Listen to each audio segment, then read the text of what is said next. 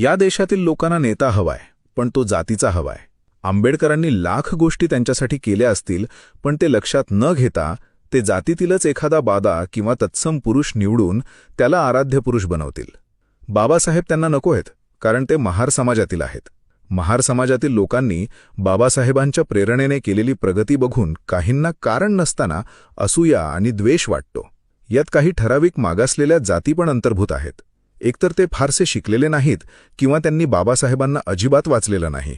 उत्तर प्रदेश, बिहार, राजस्थान आदी राज्यात महार नाहीत, पण तेथील चर्मकार, कुर्मी, यादव आणि इतरही समुदायाने बाबासाहेबांना मनापासून स्वीकारलं आहे. आज घराघरात बाबासाहेब पोहोचत आहेत. महाराष्ट्रात मात्र महार, मांग, चांभार, आदिवासी, धनगर, वडार हा भेद खूप काळापासून सुरू आहे. बाबासाहेब आज हयात असते तर कदाचित चित्र वेगळं दिसलं असतं. आज आम्हीच 17 संघटनेत विभागलो गेलो असल्याने एक संघ नाही, तेव्हा इतरांना काय चळवळीत आणणार?